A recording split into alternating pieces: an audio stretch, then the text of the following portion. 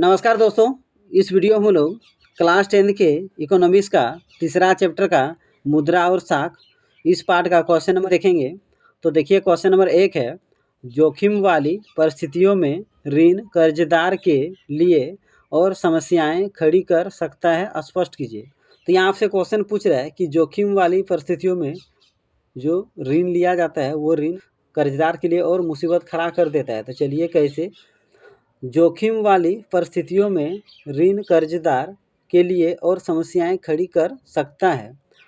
मान लीजिए एक छोटा किसान खाद बीज खरीदने के लिए ऋण लेता है। फसल तैयार होने के बाद उसे बेचकर ऋण चुकाना चाहता है, लेकिन बाढ़ या सूखा के कारण उसका फसल तबाह हो जाता है, तो उसका स्थिति और खराब हो जाएगा, जिसके कारण वह किसान और कर्ज के कुछ चक्कर में फंस जाएगा।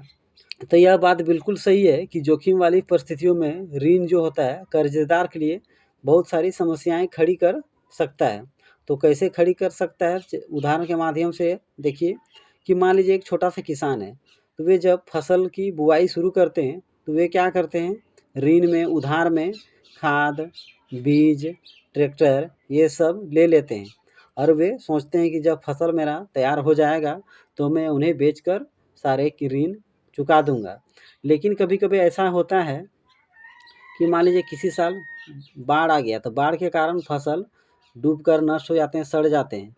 और मान लीजिए कभी सूखा हो गया, सूखा होने के कारण फसल अच्छा हुआ ही नहीं, तो वो किसान जो सोच रहा था कि मेरा फसल अच्छा होगा तो मैं उसे बेचकर अपने ऋण चुका दूंगा, लेकिन बाढ़ के कारण या सूखा के कारण उसका फसल अच्छा हुआ ही नहीं, उसका फसल तबाह हो गया, बर्बाद हो गया, नष्ट हो गया। तो वो पहले तो कर्ज में डूब चुका था, अब और ज़्यादा कर्ज में डूब जाएगा। तो इससे पता चलता है कि जोखिम वाली स्थितियों में जो ऋण होता है वो कर्जदार के लिए और कई सारी समस्याएं खड़ी कर सकता है। तो देखिए क्वेश्चन नंबर 2 है, मुद्रा आवश्यकताओं के दोहरे संयोग की समस्या को किस तरह सुलझाती है, अपनी ओर से उदाहरण देकर समझाइए।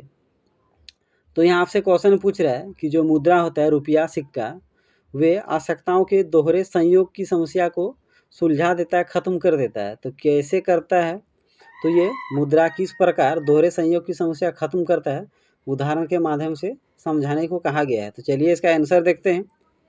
मान लीजिए किसी किसान को कपड़े चाहिए और वह बदले में चावल देना चाहता है, तो वह ऐसे दुकानदार को खोजेगा जो कपड़े के बदले चावल ले, पर ऐसा संयोग से ही हो सकता है।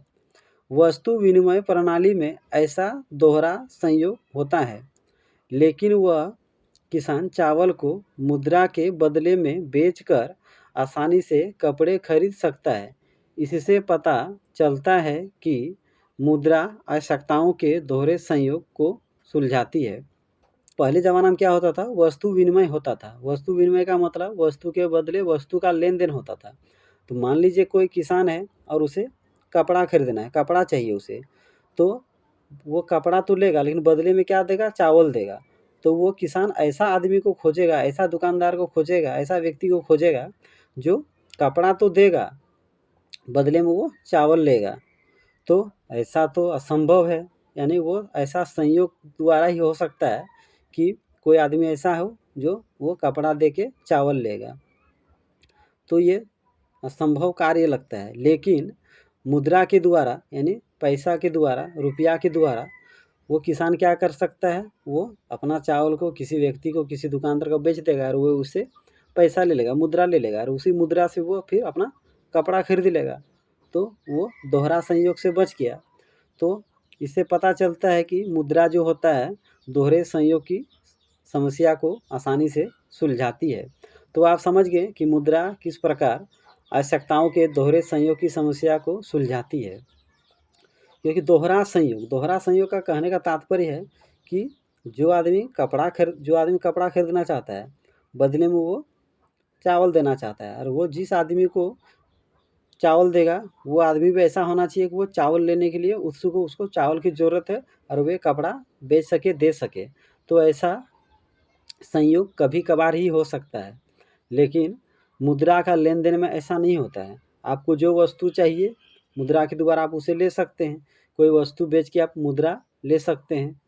और अगर मेरा वीडियो आपको समझ में आता हो, अच्छा लगता हो, तो मेरे यूट्यूब चैनल को ज़रूर सब्सक्राइब कर लीजिए। मैं इसी टाइप से बहुत सारे इंपॉर्टेंट क्वेश्चन बना के रखा हूँ और बनाते रहता हूँ।